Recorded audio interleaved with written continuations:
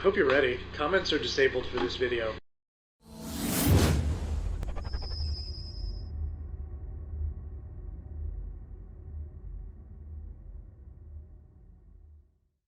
Hello, boys and girls. Dan from the podcast here, letting you know that we had a small technical issue recording this week's episode, so you may find the sound quality not quite up to our usual standards. This error has been rectified. Rest assured, all future episodes will be of the high degree of perfection you've come to expect from Magic Chat with Dan and Mike. And now, on with this week's episode. All right, composure.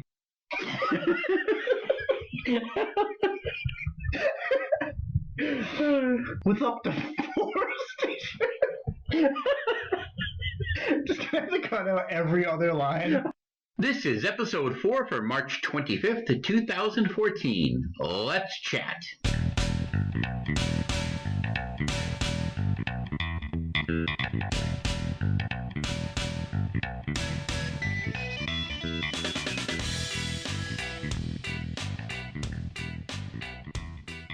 Welcome to Magic Chat with Dan and Mike.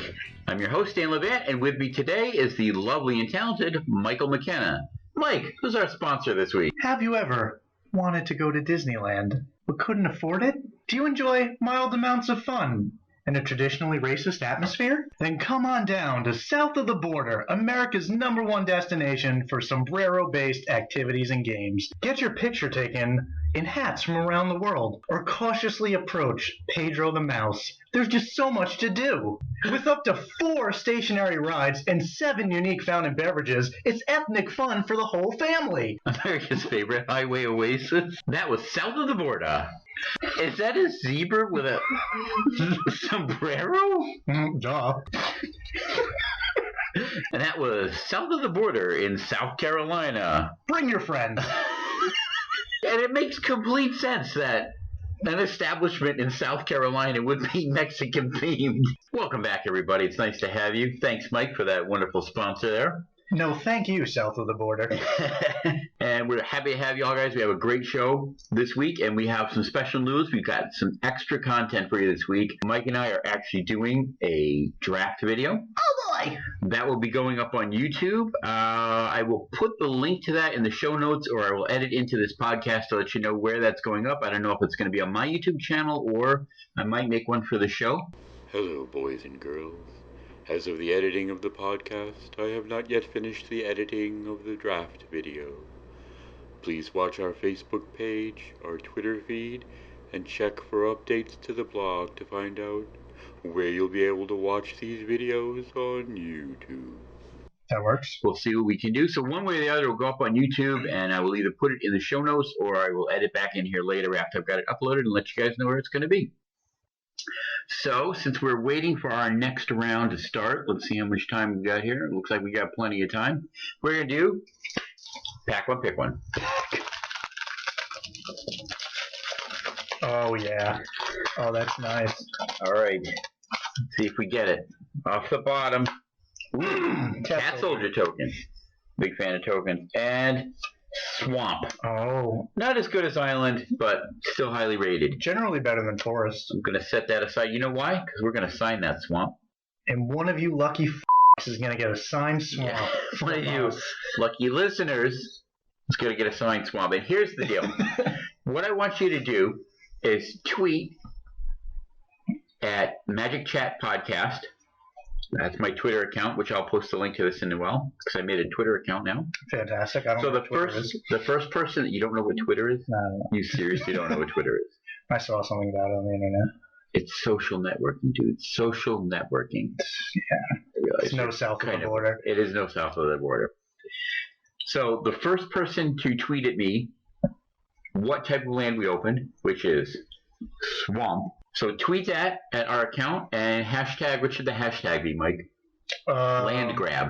Ooh, that's a good one. So this Swamp is going out to one of you lucky listeners. Mike and I are both going to sign it with Sharpie. Ooh. With a real Sharpie. And what I need you to do is send a tweet to my account. That's MagicChatDan. and you're going to hashtag land grab, and you're going to let us know what land we open, and we will mail this swamp to you signed by the stars of the show. Dan, Mike and Dan. Yes. How many times can we say swamp? Swamp. No. We're sending you a signed swamp. Swamp. Swamp is the answer. Card of the day is swamp. Swamp. All right, into the pack one, pick one. Card number 1, Excoriate. 3 and a white, exile target tapped creature. It's a sorcery. It's a decent piece of removal. It's okay. Not super exciting. Nah. It's about as good as removal gets in Theros, aside from the really, really good stuff. It's still disappointing. It is. Rise to the challenge. 1 and a red, for an instant, target creature gets +2/+0 and gains first strike until end of turn. Well, we've talked about this Fine one. little trick. Yeah. It's an okay card. Nyxborn Triton, 2 and a blue for a 2/3 with Bestow for 4 and a blue. I like this card more than I should, but it's good. That's a decent Bestow card. War Chanter of Mogus. Get out of here. 3 black. Creature Minotaur Shaman. Inspired, whenever he untaps, he gives some creature I control Intimidate, and he's a 3/3. Get out of here, War Chanter of Mogus. Forsaken Drifters. 3 and a black for a creature zombie. When Forsaken Drifters dies, put the top 4 cards of your library into your graveyard, and he's a 4/2. Yeah, if your opponent doesn't play spells, you can kill them kind of quick. Yep. Revoke Existence. 1 and a white for a sorcery. Exile target artifact or enchantment. Good little card. Yeah, I like it less than Nyxborn Triton, but it's solid. Yeah, it is solid. I actually think it's worse than the instant one that gains you 3 life in Theros. Yeah. Does the instant one exile? I don't think so. I think the sorcery one. There's a green sorcery that exiles. Fade into Antiquity, and exiles. The only advantage, of course, being that exile, so it can hit the gods. Yeah. Which sometimes is probably not highly relevant, but if you're in white, it's good. Cyclops of the One-Eyed Pass, 2 red for a 5/2. Straight up vanilla 5/2. This is solid. It's okay. I think he's worse than Borderland Minotaur, but he's okay. Yeah, he's playable. Necrobite. 2 and a black for an instant. Target creature gains Death Touch until end of turn, and you regenerate it. It's an okay combat trick. Again, not exciting, but it's going to stop you from being 2 for 1. I mean, you're not going to lose, no matter what, you're not going to lose the creature because you're regenerating it, so put you in a position where you could trade up for something a lot bigger and still keep your guy on the ground. I think this card's just like 100 times worse than Boon of Erebos. Like 3-mana tricks are so bad. Yeah. Sudden Storm. This is a very good card. 3 and a blue. Tap up to 2 target creatures. Those creatures do not untap during their controller's next untap step. And scry 1. It's an instant if I didn't mention it. Yeah, that's a solid combat. It's much better than Revoke and better than the Triton. Yep. Kargama Butcher.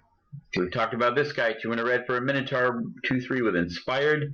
When he untaps, he gets +2/+0. He has big, strong arms. He's a big, strong butcher. Yes. I like him. He's very good. Odious River Troll. Not at all the name. Sorry. Odinous River Trawler. I believe it's French. I believe it's Odunay River Trawler. Can't be French. It's supposed to be Greek. Same thing. 2 and a black for a creature zombie. When it enters the battlefield, you return an enchantment creature card from your graveyard to your hand. And you can sacrifice it for a white to do the same thing, and he's a 2/2. He doesn't really super excite me. I mean, he's okay. I'm just not thrilled. He's a card I haven't really played with, but I think is powerful. He's a Gravedigger sometimes, and if you're somehow black-white, he's much better. So I think he's a fine card. He's okay. I've been listening to Cyclist podcasts and draft videos, and he is just absolutely in love with this card. I do not like him over Sudden Storm, personally. No, me neither. Next card. Archetype of Imagination. 4 blue, creatures you control gain flying. Creatures your opponents control lose flying and can't have regained flying, and he's a 3/2. I really like this card. It feels like when you cast this guy, you've just won. Have you played him recently? No. Okay, I think at the beginning of the format, he led to a lot of free wins because the decks really hadn't began to take shape, like a lot of the decks. They were just kind of Theros decks with some Born of the Gods cards thrown in. But as the format's gone on and we figure out what's good and what's not good, I think he's fallen way down in my pick order. Because people kill him now. Before it was just like, archetype lethal every time. I mean, he does die to like every piece of removal. Yeah, the way games play out now, more so that people know the format better, I think he's much worse. Yeah. Still a solid card, but his effect just feels so powerful. Like if you resolve him and he sticks. Yeah. It just feels like so insanely powerful. His effect feels a lot like Sunstorm. And I just generally feel Sunstorm is better. Yeah. I can definitely go with that.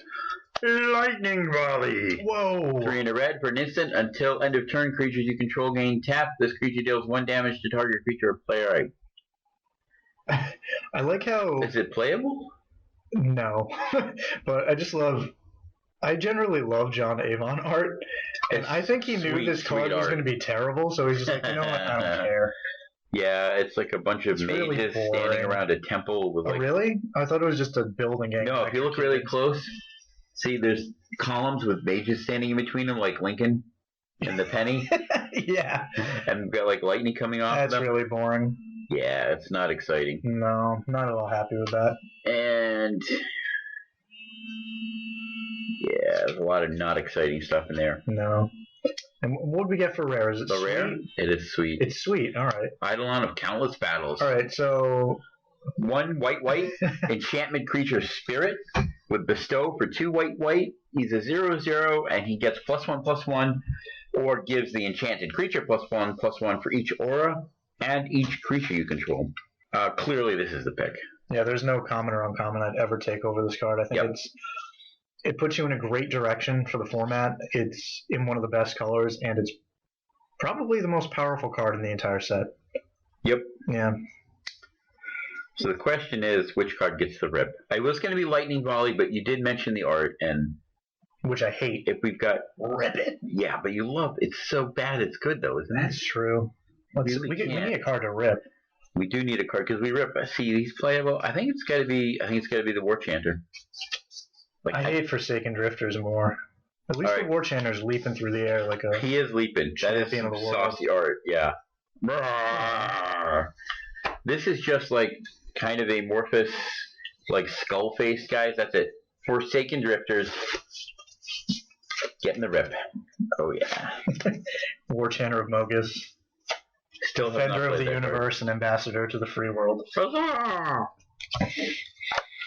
All right, sweetness. So that was our Pack 1 pick one. Let's see how we're doing on draft times here. Wow, we're still not. I always wonder if like I've lost connection or something when it sits this long. And I go over like to here and look at all the stuff that's talking going on. Do you think the computer would explode if you cast Progenitor, Mimic, Targeting, and a Crowan Horse? We do not know, Anthony Shoup. If you're playing both of those cards in a constructed deck, I'm thinking your computer will shock you to death because you shouldn't be doing that. It will assassinate you. So it looks like our rounds are still out. So let's start talking about Magic News.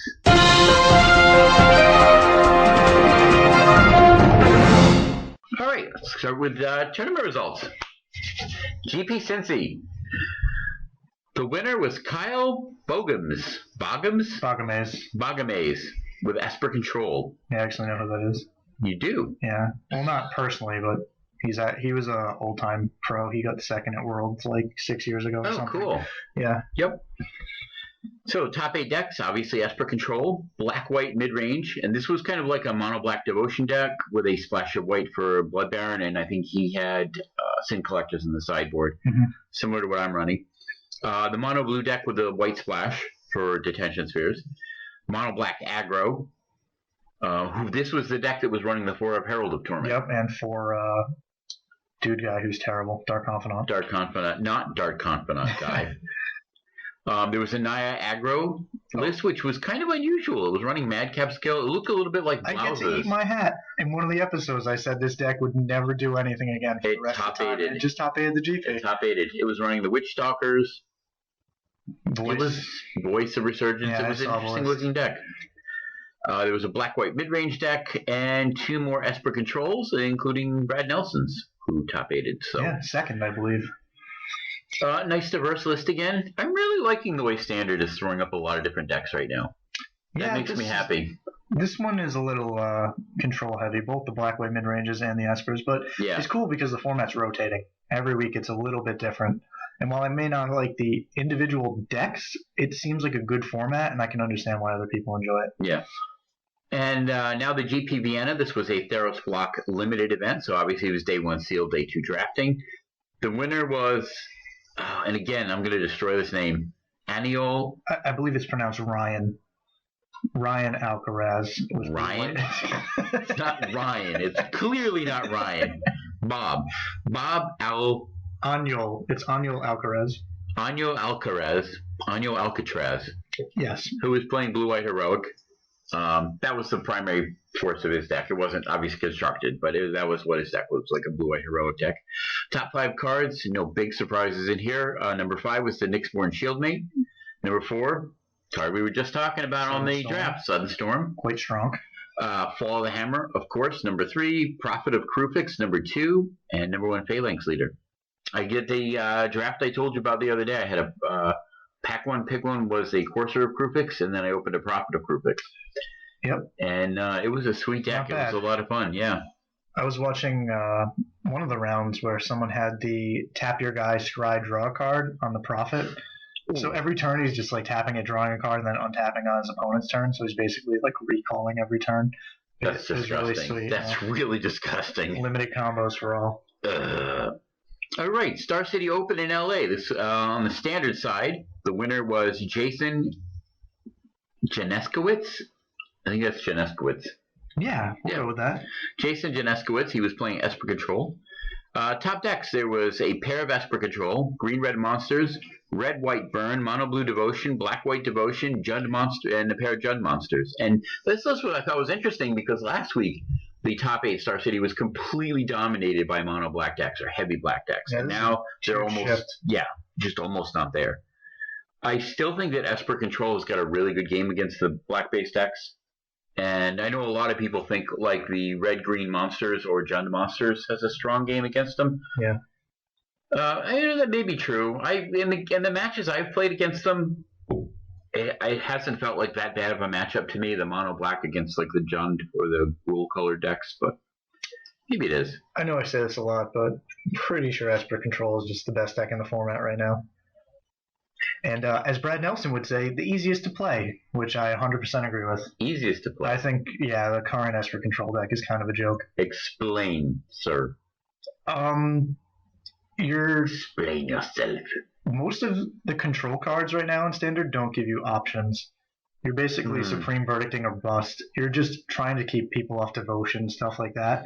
So you have to like throw stuff at things just to keep them from a critical mass.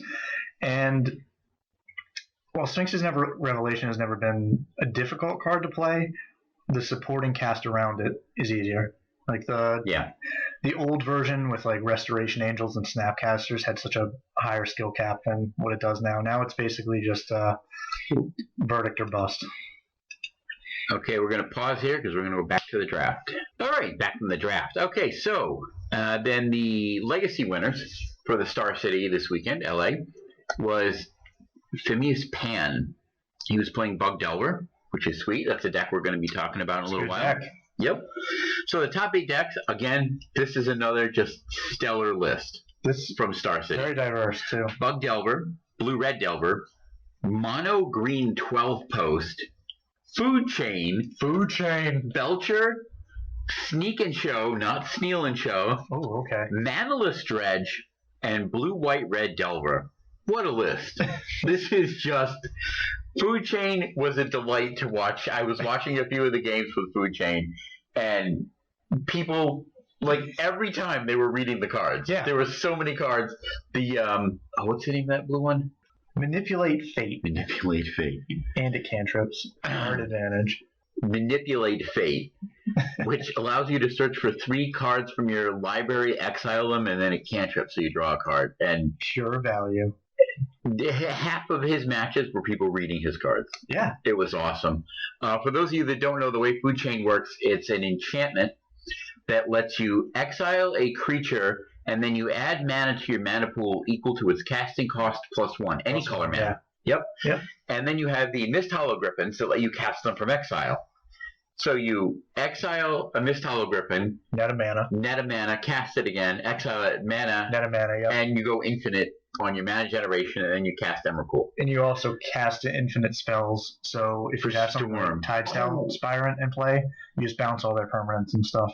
Oh, yeah, there's that too. Combo, and yeah. I'm surprised he didn't actually put like Brain Freeze in here or something as another win condition, because you're going to storm that way too. You do get infinite storm, yeah. Yeah, that's pretty crazy. It's kind of a clunky combo. It really is. Yeah. And watching his matches, he won a lot of times without even actually hitting the combo. He could just win on the back of crashing with a Mist Hologriffin, which dives in under Abrupt Decay. You can decay the Food Chain, but you can't decay the Mist Hologriffin. That's all you have to do in Legacy. And if you path it, here's the beauty part. Yep. If you path it, Or you get sword to it, just yeah. cast it again. Or sword it. Yeah, Swords to Plowshares that exiles it, you just cast it again. That was a fun deck to watch. That really was. I'd also like to note that anyone who knows me and knows me as a Legacy player knows that I thought I broke the format with this deck when Mist Hologriffin was first spoiled. And I went nuts. I bought all the cards, and it didn't pan out for me. I didn't, but he made it work, and it was pretty funny seeing that the Food Chain deck actually placed in the tournament. Yeah, part of his success was probably the fact that people did not know the deck. Yeah. I mean, anytime you're playing a really rogue deck like that, you're going to get your win percentage is going to skew in your favor a little bit because people don't understand what you're doing. So they're not always sure how to counter it, but it was fun to see. His name also seems familiar. I believe he's a very good Legacy player, Jonathan Job. Apparently, LA's got a huge Legacy community. Yeah. Which we should have here on the East Coast as well, people. Let's work on that. Mass has a decent one. It does. Yeah, it's not great, but it's better. It's definitely better than some areas. Belcher is a deck that I just hate. Oh God, I hate this deck. It is so mindless. It's from the Josh Davis School of Magic: The Gathering. It's so I'm going to do something and you're going to die, and you might be able to do something to stop it. Yeah. Are you playing Force of Will? Nope. Yeah. I win. Did you have fun? Yeah. Did he play 15 islands in his sideboard? You know what? All that matters. Let us take a quick look we need here. To check. We have it up for you. Yep, we're going to pull this list up right now. There he is, Belcher, his sideboard. Oh, he actually played an actual sideboard. That's depressing. Yeah. Come on, buddy. Garruk? Play islands. Oh, I hate this. Wait, what? He plays Garruk Primal Hunter? That's just as good as playing islands. What? Xantid Swarm? That card's amazing. We can talk about Xantid Swarm. I've played this a lot. Okay, so Xantid Swarm is one single green for an insect creature with flying. It's a 0/1, and whenever it attacks, defending player can't play spells this turn. Yeah, it's insane against the control decks. So it works kind of like Silence, except you have to actually attack with it once, and then you go off. Because they board out all their swords and everything, so you just play it turn 1, and they have turn to force 2, it. you attack, and you just go off. And then you combo off. Yeah. Okay, yeah, that's a thing. Why is Garruk in here? I don't know, but I love it. Diminishing it's returns. So funny. Empty the Warons. These are all real cards. Yeah, Infernal Tutor, Pyroclasm, Reforge the Soul. Reverend Silence. I love that card. Reverend Silence is 3 in the green. If you control a forest, you may have each other player gain 6 life instead of paying its mana cost. You destroy all like land grant for the forest, cast Reverend Silence for free, and go off with Belcher to kill ley lines and stuff. Wow, that's... Oh, yeah. Yeah, it's really cool. That's pretty sweet. I like that. Yep. And then Shattering Spree and Tendrils of Agony. He's playing a Burning Wish package, right? Yeah. This actually looks like a really good Belcher list. It does. As much as I very solid. I like the deck. numbers. Yeah. Yeah, and again, good. 1 ground. It's 1 land stomping ground. Oh! I love this. His land was a stomping ground. It's not a taiga. Well, yeah. That's awesome. When you're going to play Garruk, you might play a stomping That's ground. awesome. So, honestly, looking at this is probably, okay, no, it's not. Except for the Lion's Eye Diamond, this is actually probably a fairly cheap list. Burning Wishes for a legacy deck. 25 each. Yeah, it's actually not that bad. Yeah. Chromox is up there, too. It's not that expensive anymore, I don't think. I think it's only $12. Is it? Yeah. So, I mean... I mean, a big part of what adds expense to legacy decks is the mana base, and this literally has none. Stomping ground. It's got a stomping ground. People hate losing to this deck, though. You won't make a lot of friends playing Delver. No, you won't make me as a friend. No, definitely not.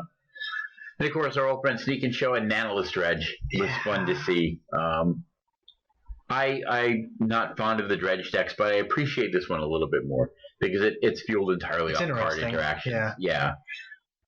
Can still kill you on turn one. But. That's the deck I hate losing to. I refuse to lose to Dredge. Do you? Yeah, I just play a million anti-Dredge cards. Or I used to, at least. You don't see it very much anymore, but... Yeah, I lost. That's what I lost to at the Star City when I had that 5-0 open there. Yeah. And that's one of the decks I lost to was Dredge. And I think I just need to pack more hate for it. I hate when there's games where you just sometimes lose. I don't know. That just adds more variance to the game than I want. Just Dredge. I agree with that. Oh, you're dead game one. It's like when I used to play Dungeons and Dragons years ago, I never made traps for the players that would just insta-kill them. Because that would always just felt like no fun. You know, you've got to give them a chance to get out of it. And that's kind of how I feel like with Magic, too. I mean, give me a chance to play a game. Yeah. You may have just straight up a better deck than mine, but at least let me interact with you. And give me a chance to try and win, to find that line that might win the game for me. Which is funny, with all the combo decks in Legacy, I generally feel like when top tier decks are playing each other, a lot of the matchups are closer and you actually get to do more stuff considering everything's cheaper, so mana problems aren't as prevalent than it actually is in Standard. A lot of games with Standard end in blowouts, which is really unfun. And it's just the way the cards interact more than the actual spells themselves. Yeah. It's more of a snowball effect in Standard. That's the way I feel. Yeah. Like you're kind of building to a critical mass thing. Exactly, yeah. Yep. The nuclear format. Bam. Nuclear. The nuclear format, as our president would say. All right, now we're going to move on to Deck of the Week. This week, we're going to talk about a deck that I know is near and dear to your heart because it's what you play, sir.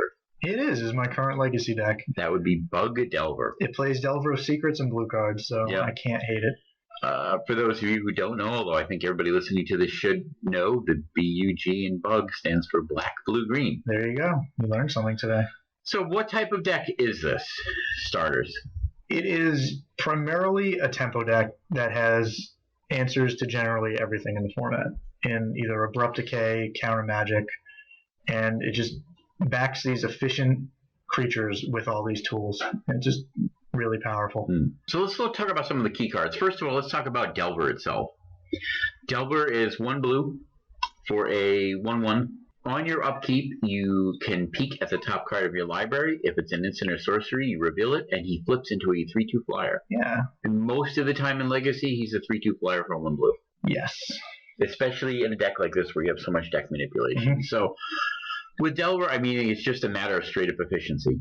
You're getting a lot of power for very little mana investment. He's a wild Nacatl that flies, has less restrictions, and you get to back him with Force of Will. Yep. Yeah, he's incredibly powerful. He is. He's the fastest clock in the format. Second great card, second primary creature in this is Tarmogoyf. Tarmogoyf, yeah. Which he played 3 of. He did. But I also believe one of my friends told me that he wasn't happy with 3 Tarmogoyfs and he thinks it should have been 4 and he was going to cut something else. Tarmogoyf feels like one of those cards. It's either 4 or none. I mean, either your deck wants them or it doesn't want them. And if it wants them, why does it not want 4? Why would you not play 4 Tarmogoyfs? It's really poorly positioned against all the True Name in the format. He's not as good because he doesn't have any form of evasion and True Name attacks right through him, but he's still the most efficient thing you can be doing. So I play 4 in my list, and I don't think I'd ever change that. Yeah. I remember when I was running Thragtusk in Standard, it felt like that. Yeah. It was you either play 4 or you don't bother playing any, because why not? Deathrite Shaman, now banned in Modern, sadly. Yep. Again, a mini Planeswalker in Legacy. 1 mana Planeswalker, yeah. He does everything. He ramps you, he kills your opponent, he gains you life against random decks you'll face. He's in Graveyard Hate, too. And he's Graveyard Hate, too good. Like, he does everything. So many things. Yeah, absolutely. I mean, he gets you into explosive turns. Like in John, the list that I play, it's turn 1, you fetch, you play your Deathrite Shaman, untap turn 2 Liliana, And that's just backbreaking at that point. It's so hard for people to get through that because you just start ripping their hand apart and then just leave them weeping in the dust. It's funny because Wizards kind of forced green-black into the format through Deathrite and Abrupt Decay, and I don't know if either would be as powerful without the other, because I'm not sure the tools would be there. Yeah. And it's just funny how black-green is like the most solid core in a format that was so dominated by blue for so long. Yeah, well, blue's really not is. bad by any means. Deathrite and Abrupt Decay are like everywhere. Oh, yeah. They're both so powerful. Yeah, and there were decks that weren't even in Deathrite's colors. Well, like Deathblade. That's for Deathblade. Yeah, is primarily a blue-white deck. Splashing for Deathrite Shaman. Black for Deathrite Shaman. Yeah. Because he does, and not even caring about his green ability that lets you gain life. Yeah, they run one source, I think, to just use it when they feel like it, if it comes up. But it just is such an intensely powerful card. And then not only draining your opponent for life, but later on in the game, using a resource, your graveyard, to exile. So the cards that you've spent and gotten value out of, you're getting additional value out of by draining your opponent's life with them or gaining some life yourself with them. Or using opponent's spells that your opponent's played to your advantage to gain advantage out of them. It just comes in from every angle. Shrinks Goyf seems he does everything. It hates the hell out of Reanimator. He just does everything. It's very powerful. Absolutely one of my favorite creatures ever played. And a card that will not stay, $9 forever? No. Once that card hits like $6 at the end of this rotation, I think it's pretty safe to buy all of them. I think I'm just going to buy every one I can find if they fall to like $5 or $6. Definitely be worth buying some more. Yeah. The funny thing is, he shouldn't even be up in price if you're thinking about standard rotation. Oh, he's not playable in standard. He's not at all. And the biggest key to that is not having the fetch lands. Yeah, they just turn him into an insane engine. Yeah, they're what really make him ramp. Yep. Is being able to fetch on turn one and just ramp into him. Interesting, this list only plays one Dark Confidant. Yeah, it either plays 0 or 2, and sometimes with a few on the board. I prefer a 0 main deck. I like them as a card I board in. When would you board in a Dark Confidant? For those of you who don't know, Dark Confidant is 1 and a black for a 2/1. And at the beginning of your upkeep, you reveal the top card of your library, you lose life equal to its mana cost, and you put it into your hand. This was one of the invitational cards, Bob Mayer, right? Bob Mayer. Yep. Yeah. So when do you bring Dark Confidants in this deck? Generally grindy matchups. Like Blue-White Miracles is by far your worst matchup.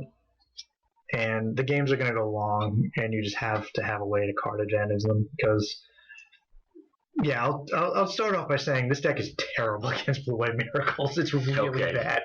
The matchup is not what you want to see when you sit across from someone.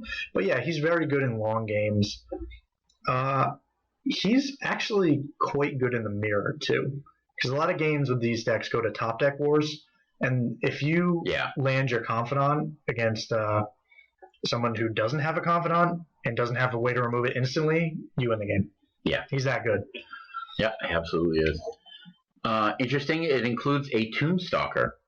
Also, for the Mirror and Rug Delver, it's really hard for these decks to kill something that's A, not abrupt decayable, or B, not boltable. Yeah. So it's very good in the Delver matchups. I remember when Grant he had built a different deck than this, but he was running Tombstalkers and Tarmogoyfs in the same deck. And it seems like those two cards would not belong together. Oh, Team America, the old bug deck. It was Team America, right? Well, he had a different build. It was his own brew. It was like value build. He wanted every draw to have value to it. Okay. He wanted a deck that didn't have any bad draws. True Name Nemesis. He's a card. 3 mana, 3/1, protection from an opponent. Not bad. Is the deck you're running, do you run a single True Name in this? No, this is actually kind of interesting that he does. A lot of the lists run 2 Liliana of the Veil, and it looks like he cut 1 for the True Name. I don't know how I feel about that. What's the downside to running the True Name Nemesis? Obviously, it's a powerful card. It has protection from your opponent, so it's insanely hard to get rid of. Mm-hmm. What you're not doing in this deck is you're not playing a whole lot of artifact equipment to suit him up with, right? No, You're not playing any. Yeah, so I actually kind of like it as a one-off. He gets a little weaker in those situations because he can be taken down by Golgari Charm, which some people are actually running, or Engineered Plague takes him out without equipment to put on him. I haven't been super thrilled with Lily. She's like obviously a very powerful card, but she's been one of the weaker cards in the deck for me. And I like the 1/1 split. I think that's kind of good. I might try it. Another thing I noticed as I was looking at this, there's a lot of larger than normal, I think, number of 1/0s in this deck. Like the Tombstalker, the True Name Nemesis, the Dark Confidant, and the Liliana the Veil. I believe he knew what he was doing, yeah. Why? Because like a lot of times, like when I'm building Jund is basically a bunch of 4/0s in the main. And this deck is less of that. You've got a lot of more specific things. Can you get away with running less things because you have more deck manipulation in this? That is one thing. Plus, you don't need these spells as much. They're all powerful in what they do in their own role. You don't ever want to draw 2 Tombstalkers. You really don't want to draw 2 Lilies or 2 True Names, even 2 Bobs in a lot of matchups. I like just splitting it all up instead of running 4 of one of those.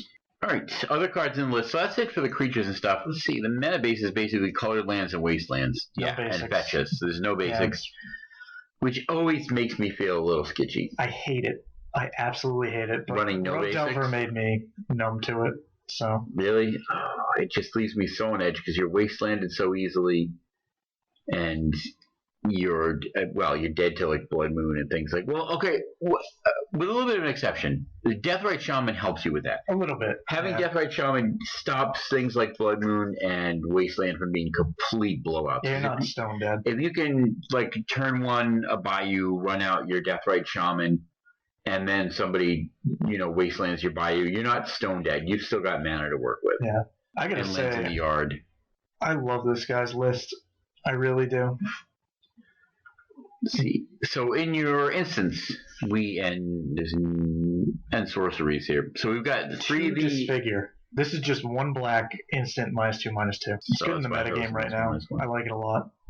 Abrupt Decay obviously destroys 90% of the permanents in Legacy. Yep. It just blows up so many things, and it's uncounterable, it matters. Yeah, which I don't like at all. Having cards that are uncounterable. They just kind of jam that into Legacy, like, here, it's an answer to things. Yeah. And I don't like it. I like the interactive gameplay. I do like interactive gameplay, but it's only a 3 of or a 4 of. It's not like the entire deck is uncounterable. So I know. I just hate specific. I don't know. Yeah. You can't do anything. Brainstorm, of course, is one of the most powerful cards in Legacy. The best card in Legacy, the reason Legacy is even popular. Probably should never have been printed. And probably the most incorrectly played card I've ever seen people cast. Yeah, so let's talk about that a little bit. The classic play is turn 1, land, pass, end of opponent's turn, brainstorm. Because you just don't want to see an extra card. No. No. Brainstorm is an art. You have to learn how to cast it, and it's very easy to tell if your opponent is inexperienced with Legacy if they cast Brainstorm incorrectly. Yeah. And even people who are very good at the format, I still see make errors, and it's just a super skill testing card. It's the reason to play Legacy. It's that much fun, it's that powerful, and it's insane with fetch lands, and it is not an unholy strength. Please stop casting it as Unholy Strength to flip your Delvers. Oh, it's the absolute most cringeworthy thing I've ever seen. So, turn 1, play a Delver, untap, before you draw. Respond to the trigger. You cast your Brainstorm to make sure your Delver flips. I hate it so much. There's so many applications where that play is just so bad. Yeah. Ugh. Yeah, because that's really all it's doing. And the longer you can hold on to a card like Brainstorm, the better it gets, because you're digging further and further is the down. One you don't cast. You just hold that card, and then, it's so powerful. Now, do some of the same rules apply to like Ponder, which is also in this list, and Preordained? Like the longer you can hold on to it, how is like Ponder, aside from it being a sorcery, how is Ponder different than Brainstorm that way? Ponder sets up the game. Brainstorm is good at every point in the game. It gets rid of cards you don't want once you know what you need and stuff like that. Ponder helps further what you're trying to do. And it is like Brainstorm, but it's 1, not as powerful, 2, not as skill testing. But So a Ponder you're likely to want to play earlier in the game than a Brainstorm because you're helping kind of Generally, yes. Unless you're against combo and you absolutely need the force or something. Right. Ponder does actually let you see 4 cards theoretically, because you look at 3. If you don't want them, shuffle them away. Shuffle them and then you draw the 4th. Yeah. But Brainstorm helps you against discard. It just does everything. But Ponder, very powerful. It's a sorcery. It buffs Goyf. And, yep. This is cool. 1 Spell Pierce. Yep, they run this. So for the control on that end, we've got a single Spell Pierce and 3 Force of Will. Yep. And 3 days. 3 days. Days is what a superb card Days is. When I played Rogue Delver, I actually felt Days was generally better than Force of Will. Yeah, I would totally believe that because Days is 1 in a blue. Yep. Target counter spell unless its controller pays 1. Yep. Most of the time when you're using Days, it's early in the game and they're tapping out to do whatever they want to do. Yeah. That happens a lot in Legacy. Your early spells, you're almost always tapping out to do them. In fact, even into the mid-game a lot of times. Like usually with Jund, I'm tapping out to Bloodbraid Elf. It is generally weaker in this than it would be in Rogue Delver, because Rogue Delver has stifles and things, so you're controlling how much mana they have more. But you still have Wastelands and stuff, and Days occasionally, especially more index without basics, is a way to protect your duels. Like I've had games where I have Underground Sea and say, I don't know, a Wasteland, and they go to Wasteland my land. You can just like cast a Brainstorm, then bounce the land, daze it, and pay for it with your Wasteland. Yep. Just to get the land out of there if you absolutely need it. Just plays like that, anything. It's just, it has utility. Well, that's not what it's there for. It just... No, but that's an avenue that's extra open. See, I think one of the real value about a lot of the cards that are in Legacy is they have multiple ways. There's the simple surface way that the card is meant to be used. You cast it and you counter your opponent's spell. Stepping down a level, you can bounce your own land and counter your opponent's spell, so it's not chewing up mana. But then you have more complicated plays like the one you just described, where you're finding other avenues where you can make use of the card. Like often with Remand, you'll sometimes remand your own spell to put it back in your hand. More than I counter my opponent's a lot of times. Yeah, because it puts it back in your hand. So seeing those opportunities is part of what makes Legacy really fun. Yep. Is you have those kinds of ways. And part of what makes the cards that you play in Legacy really powerful is that because of how they work, there are other avenues that are open that the more experienced players can find and work with. And this is basically just an easier Rogue Delver. Yep. This entire list. Like, when I played Rogue Delver, most times I'd watch people play the deck. They just jam Delver Secrets on turn 1, and most of the time I felt that was wrong. And I almost always felt that way. And I ended up winning a lot of games other people wouldn't win because of that, where I'd rather stifle or do something else. And the first person I ever saw with my same theory on that was Jacob Wilson, who's, if anyone's ever seen him play, I think he's the best Rogue Delver player in the world.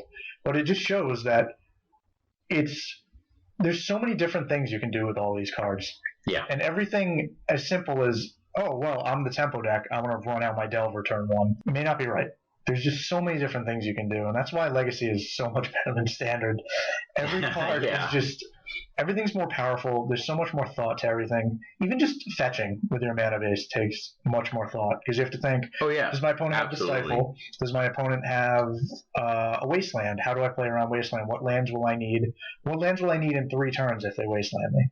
Right. It's just, there's so many complicated board states. And then we come to a card like Hymn to Torok, which we just completely invalidates everything I just said about Legacy. Come to the Hand Disruption package. 2 of the most disgusting cards ever printed.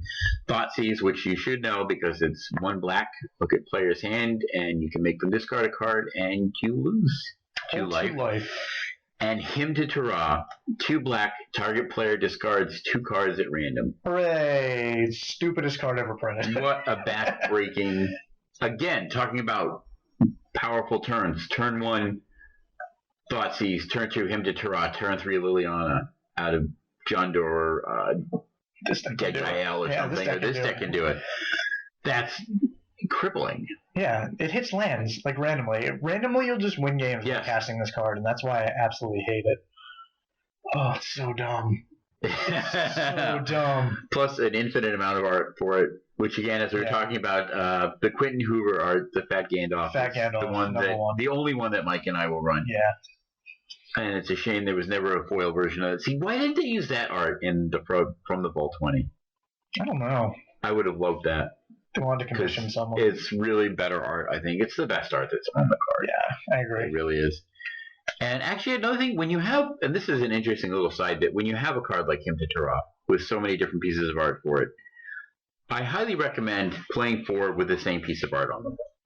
And this is a very subtle thing, but some people will pick up on it, because if your opponent looks at your hand and sees this goes for everything, Yeah. If your opponent looks at your hand and sees one in your hand, and like off with your taxiing probe, and then you draw a second one, and the second one has different art, and you play the second one, some people will remember that you have that first one in your hand. I know what he drew now. It might be Dan you're playing against, and he's like, he gets action probes, and he's like, wow, he's playing the one with the terrible art. Yep. And then he draws and plays the one with good art. He's going to remember that. Yep, absolutely. And there are some people that extend this all the way to the lands that you're playing. Like your basic lands should all have the same picture. Well, we should only be playing Guru lands or foil and hinge lands. There's no other option. So that's a misnomer. I think there's a little bit of merit to that, but I think people are going to have a much harder time remembering which art was on the lands that you have in your hand. I actually think people remember a lot, because people have so many preferences towards the lands they play. Especially a lot of people play the full art Zendikar ones. Yeah. Since people are so familiar with the ones they'd use, they remember when they see things that other people play. Like, it's little, but why give your opponent that edge? Exactly. Yeah. I mean, they're Legacy, Magic in general, but Legacy especially, is a game around the margins. You're winning or losing in small percentages. Yes. Any game you have X percent chance to lose, and let's say it's a 50-50 chance in the matchup you're in. If you're playing a whole bunch of different lands, you may skew that to 55-45, or even 47-53, and you're giving your opponent a slight edge there, and that might be all that they need, that slight edge to take the victory there. Yeah. So it's a good reason to avoid doing that, and just don't give them any opportunities that you don't have to. Legacy is by far the lowest variance format I've played. Yeah. I feel, like even mulligans, like mulligans to 5 aren't even like crippling if you're playing Brainstorm. Like, it doesn't even matter a lot of the time because all of your cards are so powerful. Yep. Out of the sideboard, we've got a Sylvan Library, which is a card that I really love. Oh, you have to love Sylvan Library. Sylvan Library, 1 and a green. It's an enchantment. You draw an extra 2 cards on your draw step. And of those 3 cards that you've just drawn, you can pay 4 life to keep any extras beyond the first one. But you have to keep them separate. But they you can't sort of actually have touch to keep your them hands. Separate. It's the one card that exists in Magic that technically you can legally sort of cheat with, because you're drawing the cards. So by the rules, they're actually going into your hand. But you have to keep them separated. And fun, if anyone wants to look up the ruling on what happens when you brainstorm with Sylvan Library. Oh, it's really fun. Yeah. I watched a judge ruling at a Star City where a guy was complaining because his opponent started Sylvan Library and drew the 2 cards and was holding them next to his hand. And he says, well, that's not how that works. So the guy's like, well, I don't know how it works. And the guy's like, well, and his opponent's like, well, I don't know how it works either. he's calling him on this, saying that his opponent didn't know how it worked. Well, he didn't know how it worked because neither of them knew how it worked. So they called over the judge, and they had like a 10-minute deliberation on what actually happens when you Sylvan Library. Just normal. Wow. Just what happens, because something possibly could have happened, like with a Vendilion Click or something. Yeah. Yeah. Yeah. Oh boy, it's so ridiculous. It's like worded incorrectly on like 3 of the versions. It is to what it actually It's worded very badly. One of them has a 0 mana activated ability cost, so you cannot do it. Have you seen that one? No, I haven't seen that one. It's like the fireball that has the X and Y targets. Yeah. They were struggling. They did not have templating firmly in place back then. No, it was just a lot of words. What set was this originally from? Was this Legends? Legends? Yeah, it was reprinted in 5th. So Legends was the set listening to Mark Rosewater's Drives to Work that were basically was the set that was made by a bunch of guys that were friends with the guy that owned Wizards at the time, but did not design Magic the Gathering. And it was his buddies making their D&D characters into Magic cards. Yep. And they had no idea about templating or how the game really worked well, or that's how you ended up with these bizarre cards. They believed that adding colors to a card made it better and therefore should be more expensive. That was a real thing. So if you had a 6/4 that cost 6 mana, Crawl Worm, if you added another color to it, it should therefore cost 7. And this is how we got Skolinar the Swamp King. Yes! Too strong, everyone. So, quirky set. So that's why you end up with these quirky cards. I think... I'm trying to remember if it was Invoke Legends Prejudice. or was it Alliances? There was another set that was in there that was completely made by guys that had nothing to do with Magic. And there was a lot of fighting between the development team at the time Was it and like the people that made the set. Antiquities? Was it that one? I don't think it was the Antiquities. No, That one actually had like a storyline. Yeah, no, this was not a storyline one, but they created these crazy cards that let creatures attack each other, and the development team was like, what does that even mean? Yeah, your creatures, all of your opponent's creatures attack this creature, and they're like, it doesn't work that way. Yeah. You can't actually do that in the rules. I remember reading about that. I don't remember what set it was, though. It was one of the very early sets, because the guy who owned Wizards at the time was like, hey, yeah, you guys want to make some cards for this new game? Yeah, And we they're can't like, believe this game's still relevant. Like, let's just... And it was kind of nightmarish. Another Abrupt Decay in the sideboard, another Disfigure in the sideboard. Envelop, one of my favorites. Which is? 1 blue instant, counter a sorcery spell. Yeah. Nice. Counters Terminus out of Miracles. Instant or interrupt? Was it an interrupt? Instant, it's from okay. the Mental Note set. Flustus-the-Wum, which always looks like a fairy card to me, even though it's not actually a fairy card. Well, it is a picture of a fairy, right? It does have a picture of a fairy. Yeah. It's kind of like Custody Battle as a goblin card to me. Even though there's no actual, doesn't reference goblins except they're in the art. Speaking of cards exploding in price, such Flusterstorms. Really? Yeah, they're like $80 now. I had a chance to buy them for like 20. I'm so mad at myself. An extra Force of Will. It's a good card. The aforementioned Golgari Charms. Which is doing a ton of work. It really is. So what does Golgari Charm do? It kills True Name Nemesis. And it kills elves. Lots and lots of elves. And it kills lots and lots of elves. Yep. And blows up enchantments. Has random applications, And regenerates your team randomly. Doesn't happen a lot, but sometimes it's relevant. Could be relevant. Yeah.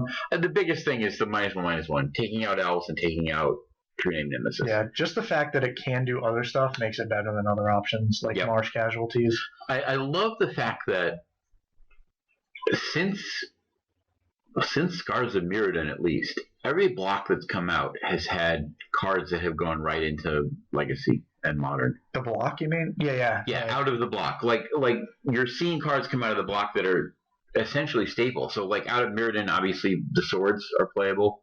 Batterskull, yeah. What else was in Scar's block? Mostly the equipment. Tezzeret's randomly viable. Tezzeret goes into the Affinity it build. Sometimes. Yep. So out of Innistrad, Snapcaster Mage. Elishnorn out of Reanimator from... Oh, yeah, Elishnorn for the Reanimator decks. Grizzlebrand out of... That's Innistrad block. Delver, everything. Everything came out of that set. Yeah. Out of Return to Ravnica, Golgari Charm, Abrupt Decay. Yeah, every good black and green card in the format. And even, Maverick really isn't a deck right now, is it? But Smiter would go in the Maverick deck if it was the deck. That's a good answer. Voice of Resurgence. Yeah. One day, Voice. One day you'll get your chance to shine in Legacy. Priced like he's shining in Legacy right now. Well, he's not shining. He's not even really shining in Modern, is he? Why is he still a $40 card? Oh, he's a 3-up in Pod. You know what? Yeah, that's true. He's that's really good in Pod. Like, he really is. Yeah. And in all fairness, he was out of Gatecrash. He was not opened. No, not Gatecrash. Dragon's Maze. Dragon's Maze, yeah. So he wasn't heavily drafted, so that definitely affects his secondary market price. Crows and Grip, a card that I love.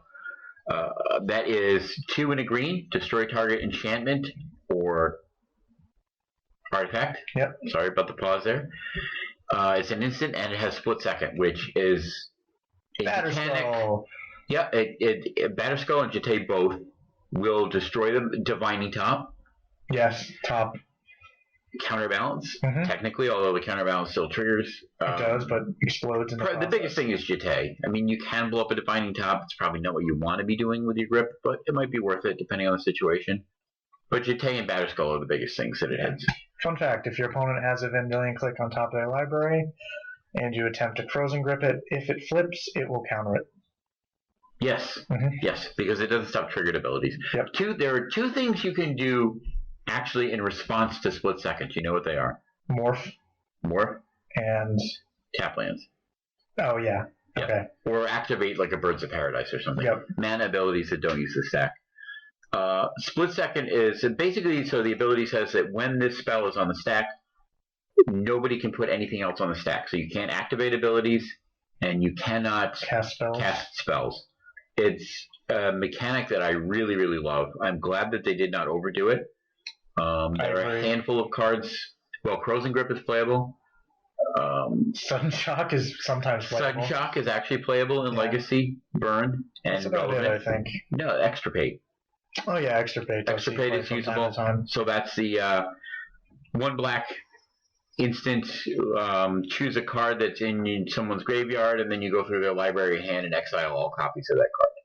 Speaking of cards that are misplayed all the time, Extirpate, which also comes up with Surgical Extraction. Very fond of misplaying these cards for quite a while because I had the rotting moment of wastelanding somebody's volcanic island and then surgical extracting it and completely cutting them off red for the entire game.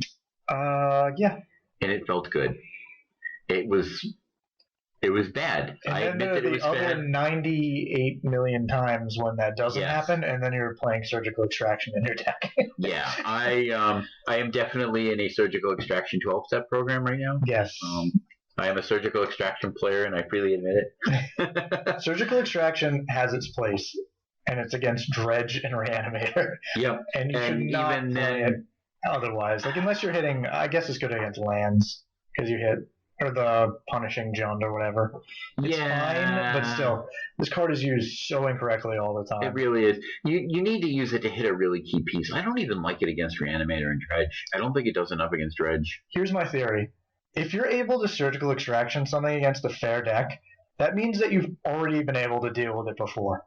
Yeah. So why are you Surgical Extracting it if your deck can already deal with it? Yeah. You really should only bring it against the unfair decks. Yep. Like Dredge and Reanimator. Even Reanimator's not that bad. I honestly prefer the fairies in Reanimator because I've had that fun moment.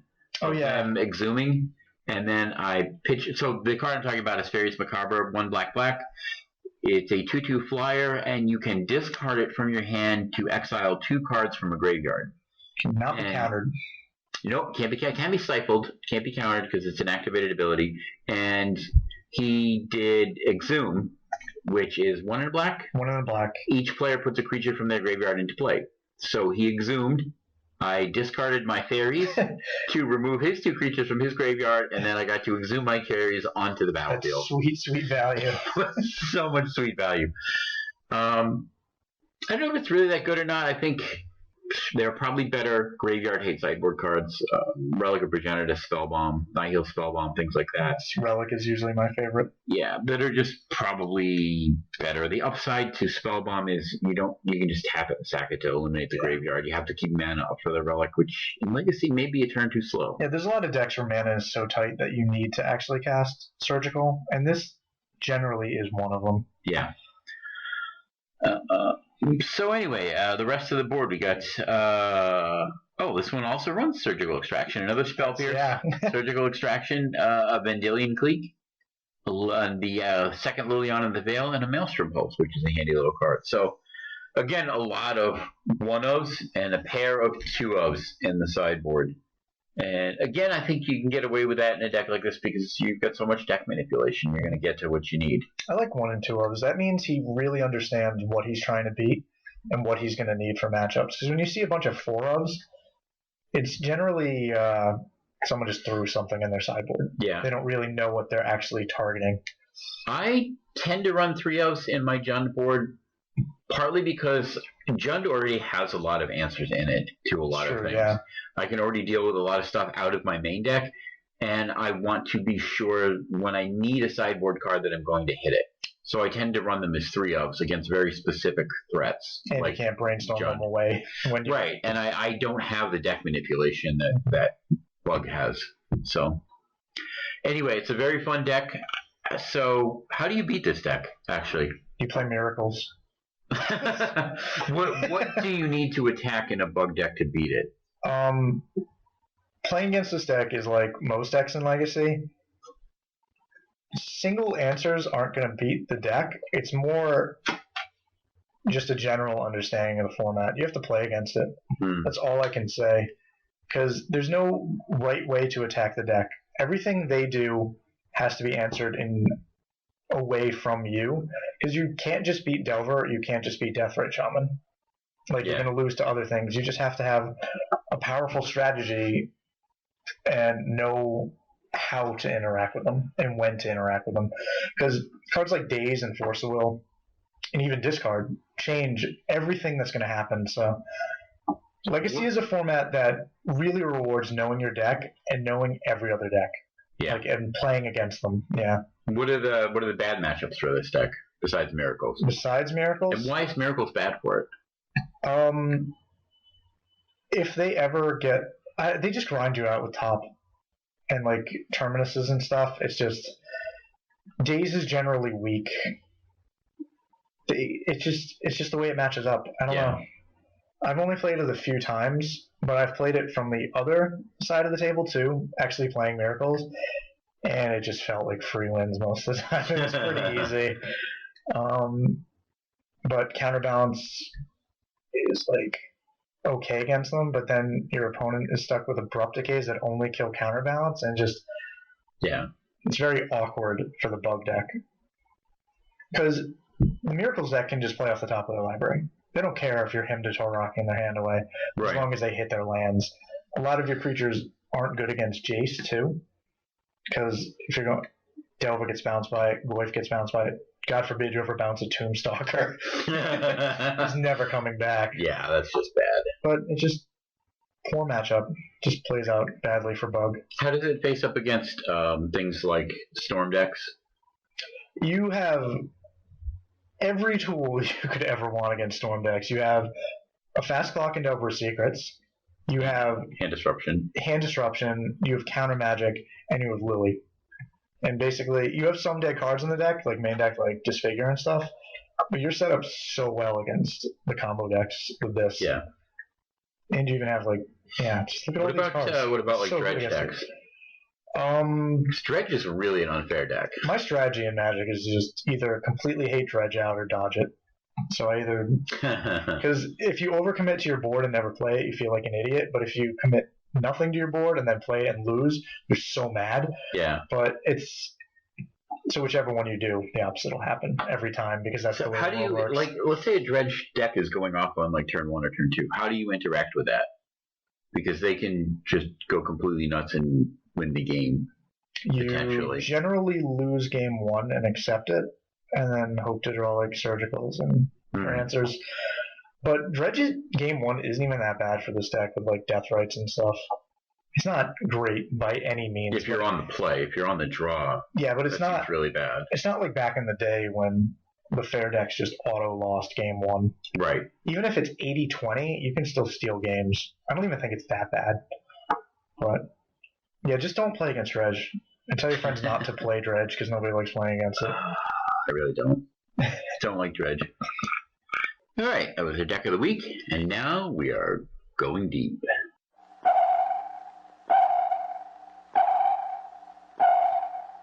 We are going to talk about mulligans.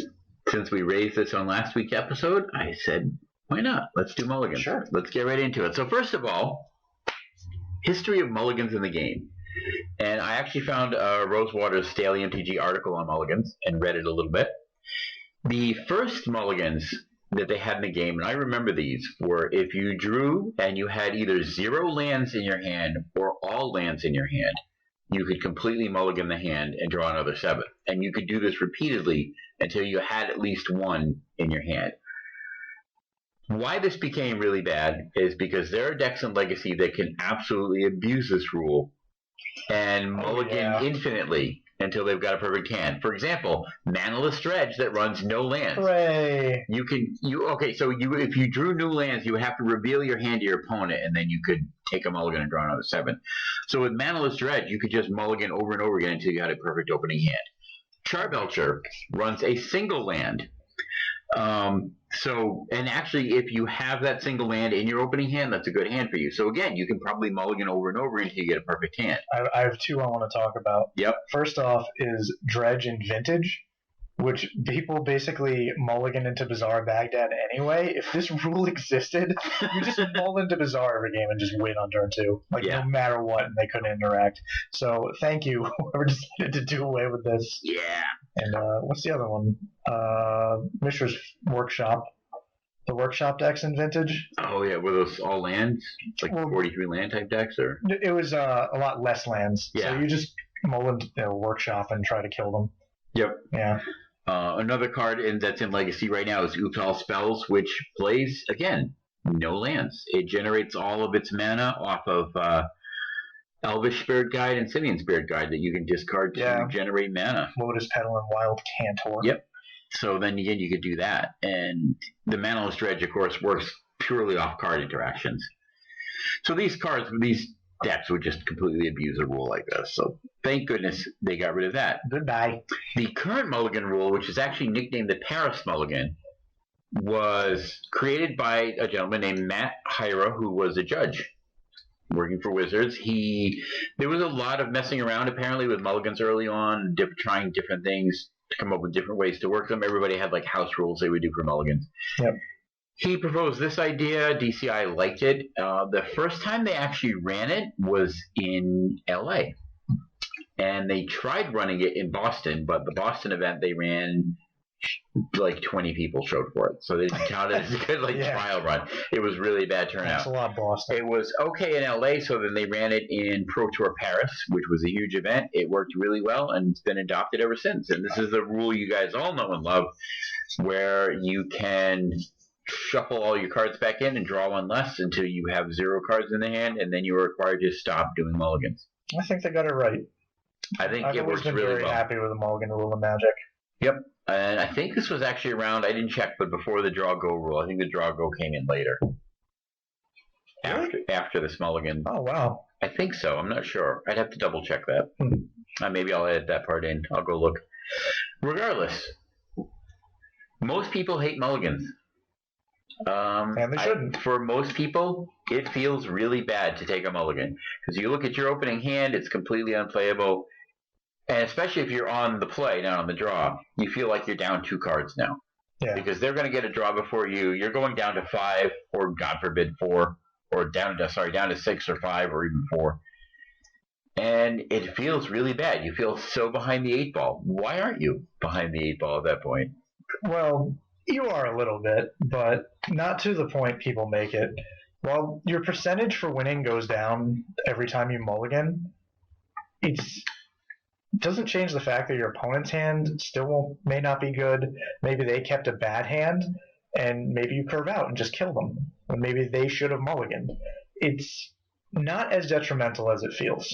Most of the time I'm happy to mulligan because I have some shitty hand and I cannot wait to get rid of it. It's better to lose a little bit of card advantage than to keep a terrible hand. It's also That's not going to happen. Especially matchup-wise. Yeah. If I sit across from someone and I know they're on Storm, like someone who I know traditionally plays Storm, if I open up a hand with Bug Delver that may be Abrupt Decay, 2 creatures, some lands, and a wasteland, and other lands, obviously, probably don't want to keep that because it just won't get there against the Storm player. So if I mulligan to a 6, that's maybe 1 creature, a Spell Pierce, a Hymn, some lands, I'm losing some cards from the first hand, but my hand is so much better in the matchup that it makes up for it. Yeah. It's better than just being dead. Because your hand can't interact. If you think about it, what would happen if your opening hand in a game was 7 lands and you had to keep that?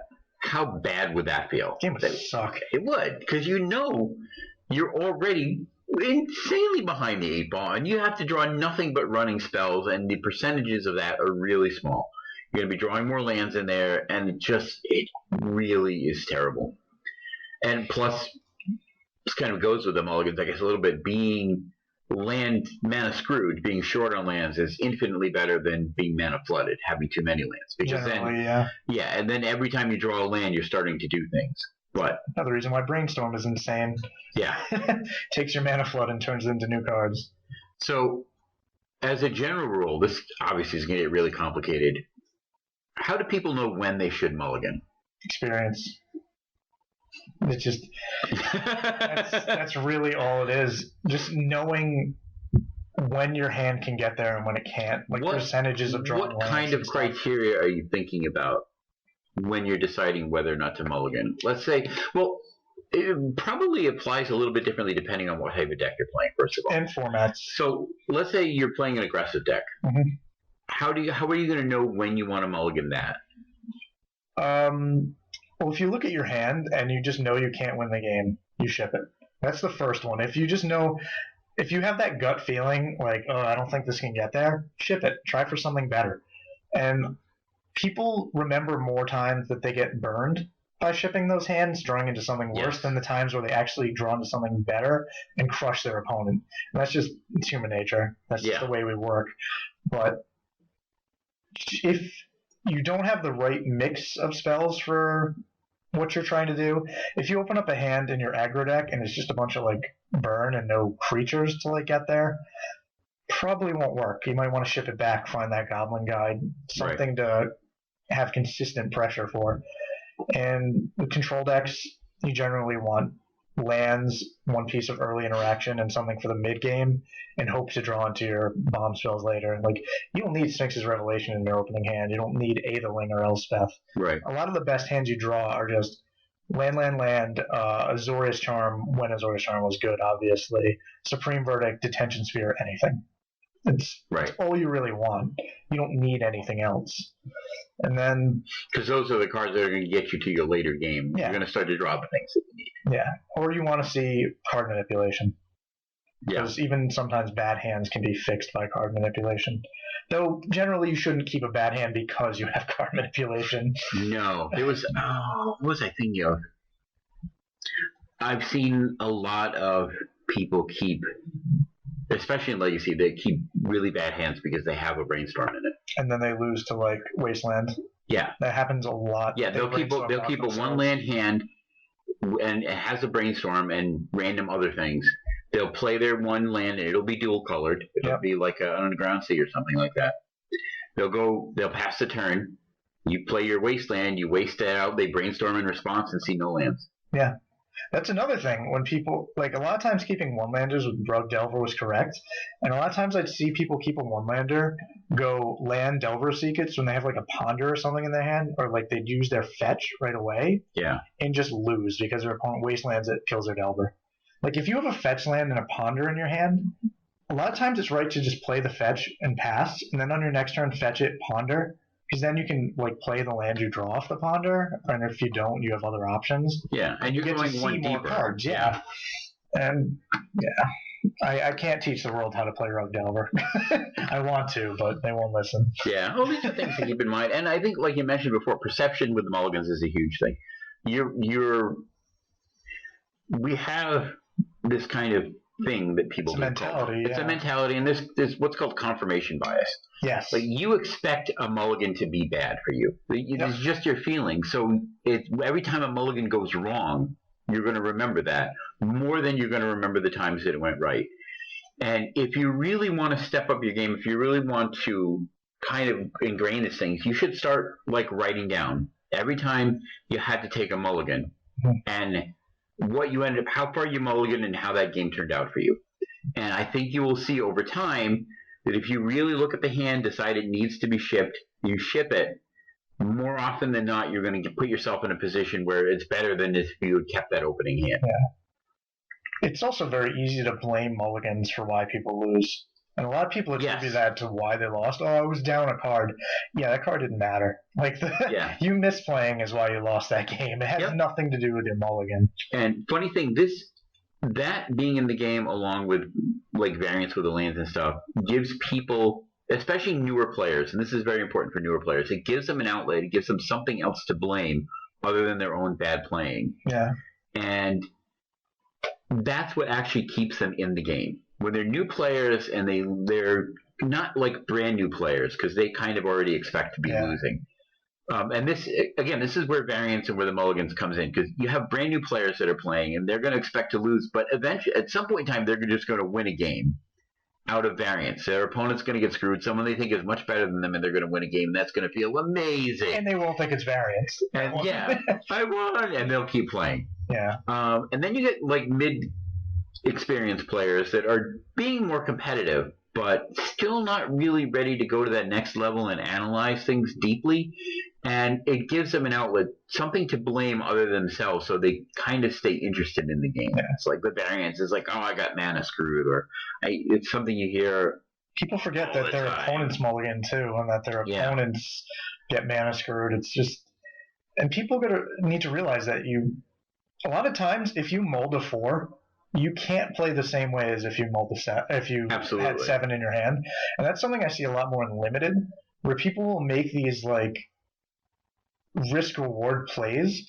Like, if you have your 2/2 and you can't beat a Savage Surge because you're so far down on cards, you can't make that block a lot of the times. Right. And because you just don't have the pure cards. But eventually, as the game goes longer, you have a much higher chance of actually grinding back into the game. And that's something that's always bothered me, is people not adapting to the situation of the game because they have lower cards. Definitely. Oh, now Mike's battery on his laptop is getting low. Oh, what a but shame. Fortunately, we're recording on my laptop that hit. Hooray! So we've got all kinds of battery-powered fine. I don't know if there's much else to say. That's pretty much it. Yeah. Like, that's all the good stuff about mulligans. Mulligan well. And don't be afraid to mulligan. Do not let the mulligan... Do not give in to mulliphobia. And eventually, some point in your life, you will want to get better at Magic. Yes. And to do that, you have to accept that A, you will mulligan. B, mulliganing isn't bad and generally is good for you. And C, that you need to start accepting your own mistakes and not blaming mulligans. Yes. When you're ready to step up to that next level gameplay, and you know what? I know our listeners are. Yeah. They are. Yeah. So we have the best and the brightest. Oh, the best and the brightest. And when you're ready to step up, you need to be honest with yourself and say, I didn't lose that game because I mulliganed. I lost the game because I misplayed. Yeah. I lost that game because I wasn't looking far enough ahead. I need to find out.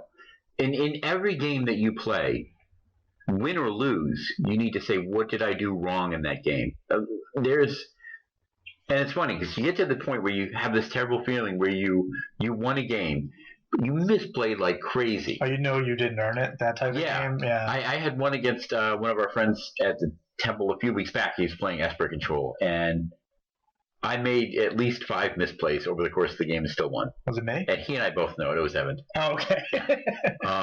And we both knew it. I mean, I knew it. He knew it. I was like, I said it. I like made a play and passed the turn. I was like, oh shit, I shouldn't have done that. And I still ended up winning, and that actually felt really bad because I wasn't playing at the level that I wanted to be playing at. Yeah. And then you have games where you play your heart out. You make every play correctly, you make every decision correctly, and you still lose. And you lose to the bonfire. And then you lose to the bonfire. But then you feel okay because you're sitting there and you're saying, okay, I did everything right. I have to accept that some games I'm just going to lose. It's balancing the highs and the lows.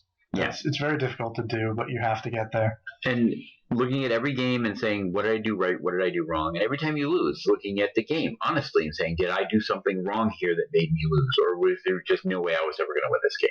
And, yeah, mulligan accordingly. And mulligan accordingly. That's all we can say. Do not give in to mulliphobia. Yeah, mulliphobia. That's a word. Mulliphobia is bad. It is. Yeah. It's a word now. It is now. Because we said. Because we said. Mulliphobia. It'll be the disease of the day.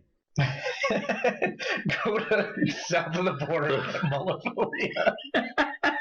Oh, man.